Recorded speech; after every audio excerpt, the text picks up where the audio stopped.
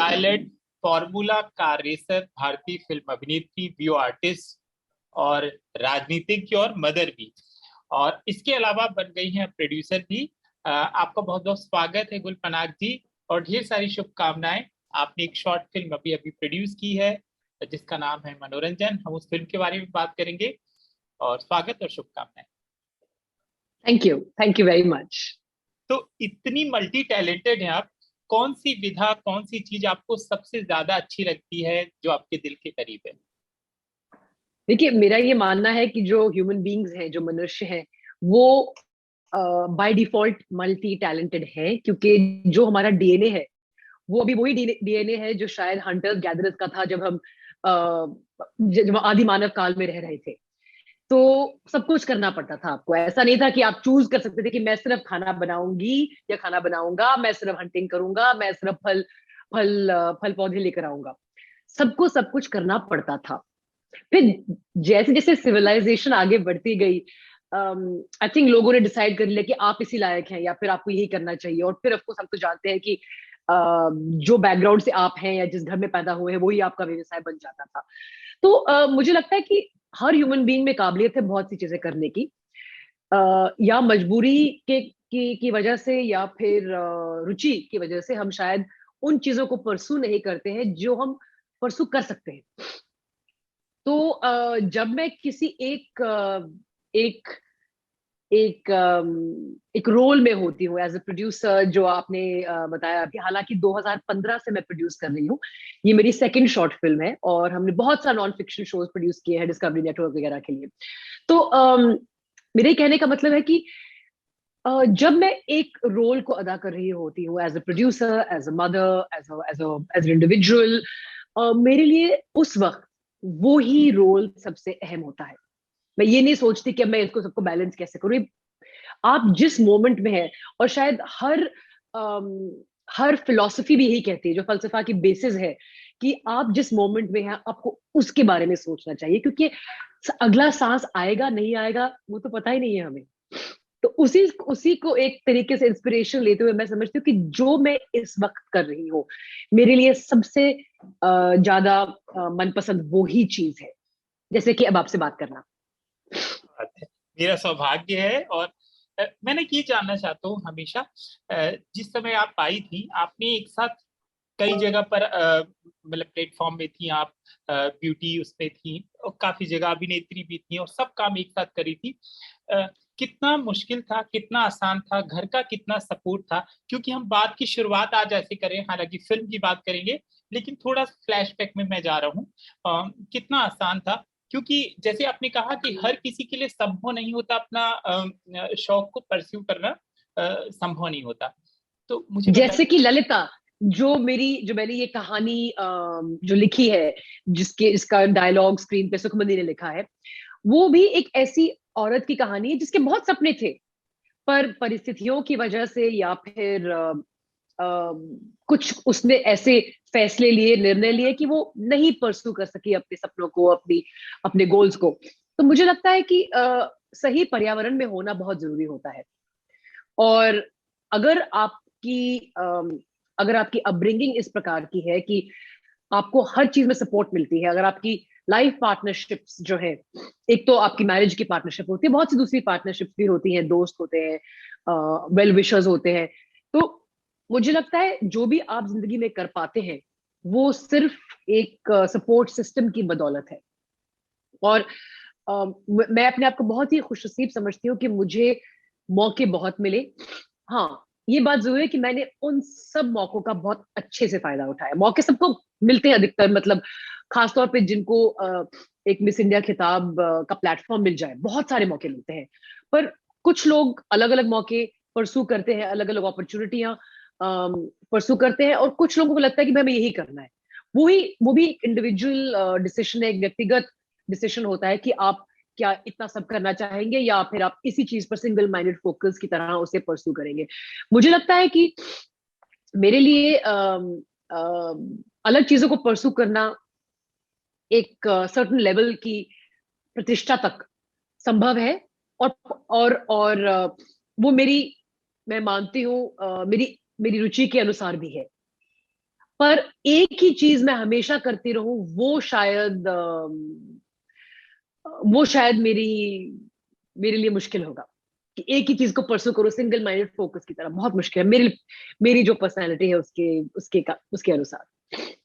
जी बिल्कुल, आप सही कह रही हैं, लेकिन एक वो होता है जो स्टारडम होता है, जब आप एक कार रेसर बनती हैं या जब आप पायलट बनती हैं, तो कहीं ना कहीं जब फिल्में छूटती हैं, और फिल्में वो माध्यम थी जहां से एक स्टारडम मिलता है, उसका जो लोभ होता है, हालांकि आपका शौक और आपकी पर्सनालिटी शायद उससे मैच नहीं, लेकिन वो जो स्टारडम छूटने का एक डर भी होता है, आदमी एक दिन पेपर में खबर नहीं छपती तो डर जाता है, तो उससे ऊपर उठना भी एक बड़ी बात है।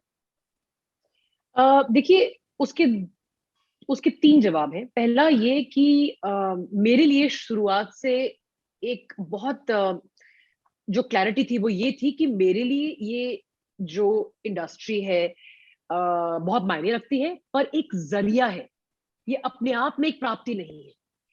इसे जरिया बनाते हुए मुझे और बहुत कुछ हासिल करना है, चाहे वो राजनीति में कदम रखना हो, चाहे वो अपने लेवल पे समाज सुधार के लिए काम करना हो, चाहे वो अपने अपने अपनी कंपनियां शुरू करना हो, स्टार्टअप शुरू करना हो। मेरे लिए हमेशा ये एक जरिया था, और एक्चुअली में अगर देखा जाए, व्यवसाय एक जरिया होता है जिंदगी को बेहतर तरीके से जीने का। अगर व्यवसाय ही आपकी जिंदगी बन जाती है तो फिर आप कब जिएंगे? तो एक तो ये बात है। मुझे शुरू से ये बहुत क्लैरिटी थी कि ये जो एक अभिनेत्री होने का एक प्लेटफॉर्म है, वो मेरे लिए एक जरिया है। इस जरिए को यूज करते हुए मुझे और बहुत कुछ हासिल करना है, नंबर एक। नंबर दो, उसी वजह से जो मेरे निर्णय थे फिल्मों को लेकर, वो ये मद्देनजर रखते हुए थे कि मैं ऐसी कुछ फिल्में ना करूं या उस प्रकार के सिनेमा का हिस्सा ना बनूं जो मुझे शायद 20-25 साल के बाद एक विडंबना के रूप में सामने आए कि भाई इसने ऐसे काम भी किए हुए हैं। कि जब मान लीजिए कल मैं किसी बड़े बड़े मंच पर किसी को संबोधित कर रही हूँ और फिर वहां पे मेरी शायद अ, अलग प्रकार की एक छवि लोगों को नजर आए, तो मैं कंसिस्टेंसी भी रखना चाह रही थी। जो मेरी एक छवि मैं चाहती हूँ, जो छवि कुछ हद तक मैं मानती हूँ कि समय और वेल विशर्स की वजह से शेप भी हुई है, और कुछ परिस्थितियों की वजह से भी शेप हुई है। पर मेरे लिए बहुत जरूरी था कि जो मैं 20-25 साल की बात करना चाहती हूँ, उसमें कुछ ऐसे निर्णय ना हो जाए जो आगे जाके रुकावट बन जाए। और नंबर तीन, रही बात सुर्खियों में रहने की, आई थिंक पिछले कुछ 12-13 सालों से अब सुर्खियों में रहने के लोगों ने नए नए तरीके निकाल लिए हैं सोशल मीडिया के जरिए। तो मैं ये नहीं कहूंगी कि ट्रेडिशनल मीडिया का दबदबा कम हुआ है, क्योंकि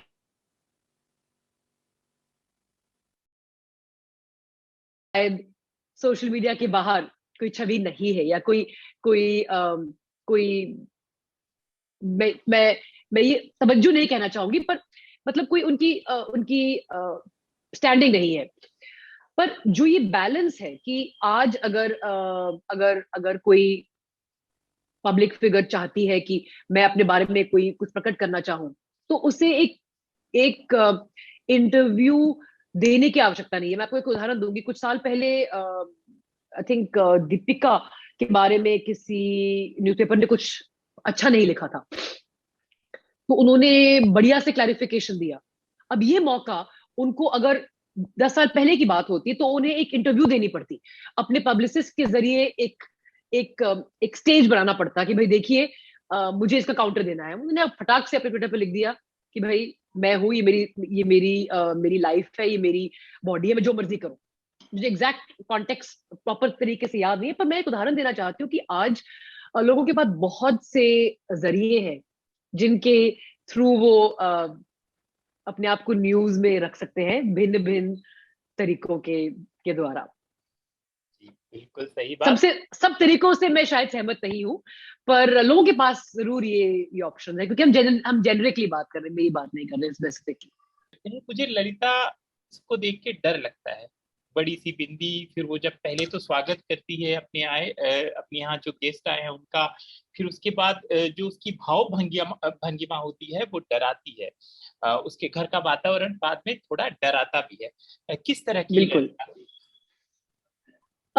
जब ये एक्चुअली लॉकडाउन के बीच मुझे ये आइडिया आया था, लगभग लास्ट ईयर, जब हम लॉकडाउन के बीच में थे, सब अपने अपने घरों में थे, और मुझे लगा कि सब कुछ जिंदगी में हमारे प्लान के अनुसार नहीं होता, और जब चीजें प्लान के अनुसार नहीं होती तब हमारा असली रूप बाहर आता है। जब सब कुछ सही चल रहा होता तब तो सब कुछ बढ़िया होता है, पर जब किसी परिस्थिति की वजह से कुछ भी हो और कुछ बदल जाता है, या फिर कोई ऐसी घटना घटती है, या फिर ऐसा कुछ होता है कि अम, आप आप अपने आप को संभाल नहीं पाते हैं, तो मुझे लगता है ये मुझे बहुत इंटरेस्टिंग लगा कि कोई इस प्रकार का कैरेक्टर हो जो अलग ही रूप से बाहर नजर आए, पर अंदर ही अंदर कुछ और हो रहा होगा। तो मैंने आज इंस्टाग्राम पोस्ट में भी लिखा कि हम सबकी लाइफ में ऐसा होता है कि हम कुछ फेस करते हैं और हम उसे कैसे डील करते हैं। तो ललिता की जो लेयर्स हैं, वो वो हमें सामने आनी नजर आती है जब कुछ अनएक्सपेक्टेड होता है, जो कि ये चिराग की एंट्री से होता है, जो एक गेस्ट है जिसका बहुत ही बढ़िया किरदार निभाया है मिहिर आहूजा ने, बहुत बहुत बढ़िया। ये लड़का आ जाता है, उसका छुट्टी का प्लान था, और फिर क्या होता है। तो कॉम्प्लेक्सिटीज बहुत है, लेयर्स बहुत है, और अल्टीमेटली क्रक्स ये वहां से शुरू होता है कि जब कोई ऐसी चीज होती है जो जिसके लिए आप तैयार नहीं थे, या फिर कोई ऐसी चीज होती है जो आपके ऑलरेडी डिसाइड किए हुए प्लान्स को डिसरप्ट करती है, फिर आप क्या करते हो और फिर क्या सामने आता है। और यही मैं मानती हूँ जो गहराइयां हैं इंसानों की पर्सनालिटी के बारे में, जो उनकी कॉम्प्लेक्सिटीज है। नॉर्मली तो हम बहुत ही ब्लैक एंड व्हाइट तरीके से एक इंसान को देखते हैं, अच्छा बुरा, पर अच्छों में भी बहुत बुराई होती है, और बुरों में भी बहुत अच्छाई होती है। और अल्टीमेटली बुरा और अच्छा तो कुछ होता ही नहीं है ना, सब नजरिया ही होता है। तो ललिता की जो स्टार्टिंग पॉइंट मेरे लिए थी कि ये एक ऐसी औरत है जो जिसका बैकग्राउंड ये है कि उसके शायद बहुत सपने थे, बहुत कुछ वो करना चाह रही थी, पर परिस्थितियों की वजह से, और कुछ जो एक हमारी एक पुरुष प्रधान सोच हमारे समाज में प्रचलित है, जिसका शायद जिसका जो जो महिलाओं को भी कंडीशन करती है कि भाई सब कुछ अपने हस्बैंड के बारे में सोचना चाहिए। एक तो समाज एक्सपेक्ट करता है, फिर कुछ महिलाएं भी खुद ऐसे, कुछ क्या, बहुत सी महिलाएं हैं जो उस सोच को बचपन से जीती आ रही है। जब से वो 3-4 साल की होती है, बेटा अपने पति का ध्यान रखना, बेटा घर घर को सुखी रखना, तो ये तरीके से उनको सिखाया जाता है। तो सोचते कि हमारे सपने अब अपने छोड़ो, बच्चों के पूरे हो जाए, हस्बैंड सब खुश रहे, उसकी अच्छी नौकरी रहे, तो वो हमेशा हस्बैंड बच्चों को अपने ऊपर देखती है। और यही शायद मुझे लगता है कि ये दो जो मेन पिलर्स हैं, ये ललिता की कहानी है, कि वो उसने सबको अपने पहले सबके बारे में अपने से पहले सोचा, एक, और अम, फिर दो की क्या होता है जब उसके प्लान्स में कोई रुकावट आ जाती है। क्या बात है! वो फिल्म जब मैं देख रहा हूँ उसका ट्रेलर, तो और देखने का मन करता है कि आगे क्या हो रहा है। ये दिलचस्पी वो जगाती है उसका फिल्म का ट्रेलर। मुझे बताइए कि ललिता से कहीं पर भी गुल पनाग मिलती हैं? कभी सोच में, कभी उनके जीवन उसमें कहीं पर मिलती हैं? बिल्कुल, बिल्कुल। और इस क्योंकि मुझे ये मौका दिया गया, आप तो जानते हैं कि मेरी दूसरी फिल्म है royal Stag barrel select barrel royal Stag royal Stag barrel select platform के लिए, लार्ज शॉर्ट फिल्म प्लेटफॉर्म के लिए। तो जो क्रिएटिव फ्रीडम हमें यहाँ मिलती है, royal Stag barrel select large short film की, मतलब आपको इस प्लेटफॉर्म पर इतनी क्रिएटिव फ्रीडम मिलती है कि आप अम, अपने अपने पर्सनैलिटी जो आपके कैरेक्टर का है, उसे उसे परसू कर सकते हैं। तो इस बात में कोई दो राहें नहीं है कि ललिता से मैं बहुत मिलती जुलती हूँ। फर्क सिर्फ इतना है कि जो ललिता का रूप हमें देखने को मिलेगा वो काफी हद तक शायद जब मैं 20 से 1 साल की थी तब का मेरा एटीट्यूड था, क्योंकि अल्टीमेटली तो बात वही होती है ना कि आप एक अनएक्सपेक्टेड हरकत को, अनएक्सपेक्टेड इंस्टेंस को कैसे रिएक्ट करते हो जो आपके प्लान्स को डिस्टर्ब करती है। जब मैं 20 के दशक में थी, एज ए इंडिविजुअल मुझ में इतना कॉन्फिडेंस नहीं था कि मैं जाहिर कर सकूं कि मैं अपसेट हूं, कि भाई आप मेरे घर आ गए, मान लीजिए जैसे कि हमारी फिल्म का उदाहरण लिया जाए कि गेस्ट आ गए हैं। फिर जैसे जैसे आप ज्यादा कॉन्फिडेंट होते हैं, आपको क्या फीलिंग होती है, आप एक्सप्रेस करते हैं कि नहीं भाई मेरा प्लान था, ये नहीं होना चाहिए। और फिर जब आप शायद 40 तक पहुंचते हैं तो आपके पास अनुभव जिंदगी का ज्यादा होता है और आप सोच सकते हैं कि भाई देखो ठीक है, मेरे अनुसार हो नहीं रहा है, पर इसका मैं बेस्ट क्या पहलू देख सकती हूँ। तो एक सेम सिचुएशन को as a 20 year old, as a 30 year old, as a 40 year old कैसे रिएक्ट किया जाए और कैसे मैं पर्सनली रिएक्ट करती हूँ, वो शेड्स ललिता में है। आ, मुझे बताइए फिल्म कहाँ पर शूट हुई है? बकायदा चूल्हा है, आप रोटी बना रही हैं, तो कौन सी जगह पे शूट हुआ है, कितने दिन शूट हुआ, कैसा अनुभव रहा? जो भी डिटेल आप बता सकती हैं शूटिंग के।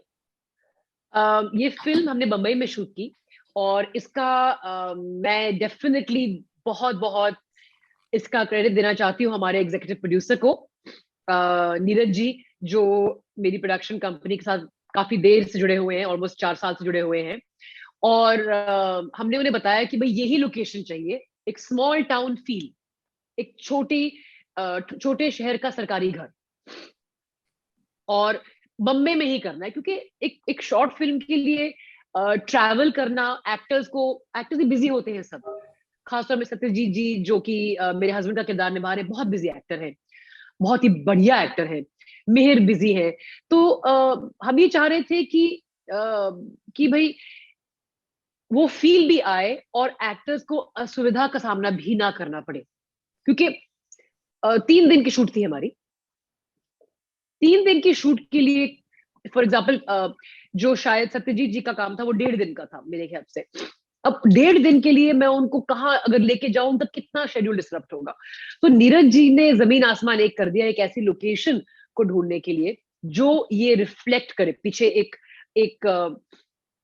एक आंगन है जहां आप बैठे हैं और आपका चूल्हा भी है, अंदर गैस की सुविधा भी है। तो ये बहुत ट्रेडिशनल घरों में देखने को मिलता है छोटे शहरों में, जैसे बूंदी में सेट है। बूंदी बूंदी एक कोचिंग सेंटर्स का हब है राजस्थान में। तो ये बहुत ही कॉमन है और मुझे बहुत क्लियर था कि मुझे ये लुक चाहिए। और नीरज जी ने और जो हमारे प्रोडक्शन डिजाइनर है अभिषेक, उन्होंने इसे बखूबी सामने लाके फिल्म पे दिखाया है। अब आप देखेंगे परसों।